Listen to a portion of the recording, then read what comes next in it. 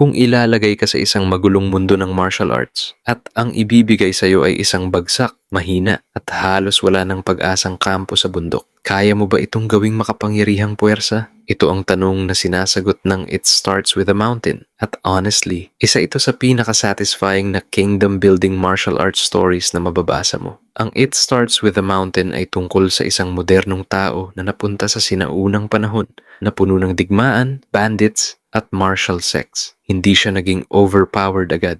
Hindi siya binigyan ng legendary weapon. Sa halip, napunta siya bilang leader ng isang maliit at halos wasak na mountain stronghold. Kaunti ang tao, mahina ang depensa, kulang sa resources, at mababa ang reputasyon. Doon nagsimula ang tunay na laban. Hindi para mabuhay lang, kundi para umangat. Ito ang pinaka-interesting na parte ng story. Hindi lang ito tungkol sa training at power-ups. Makikita mo kung paano inaayos niya ang sistema ng kampo, nagre-recruit ng mga taong may talento, pinapalakas ang depensa ng bundok, inaayos ang supply at resources, pinapataas ang impluensya nila sa paligid. Parang may halong strategy at management elements ang story. Bawat desisyon may epekto, bawat galaw may consequence, bawat expansion may katapat na panganib, at doon nagiging addictive ang pagbabasa. Ang bida dito, hindi lang mandirigma, leader talaga. Hindi siya padalos-dalos, hindi siya emotional magdesisyon. Lagi siyang may long-term vision. Habang lumalakas ang kampo niya, mas lumalaki rin ang mga kalaban, mas komplikado ang politika, mas mataas ang risk, at mas lalo itong nagiging exciting. Oo, may mga laban. Pero ang maganda dito, ang action ay may purpose. Hindi filler, hindi random encounter. Kadalasan, ang bawat laban ay resulta ng territory disputes, political tension, strategic expansion, power struggles. Kaya mas ramdam ang impact ng bawat confrontation. Maganda ang pagkakagawa ng mundo. May malinaw na hierarchy. May iba't ibang factions. May mga grupo na may sariling agenda. Unti-unti mong makikita kung paano mula sa isang maliit na bundok, nagiging malaking bahagi sila ng mas malawak na mundo ng kaguluhan. At sobrang satisfying ng progression na, yun,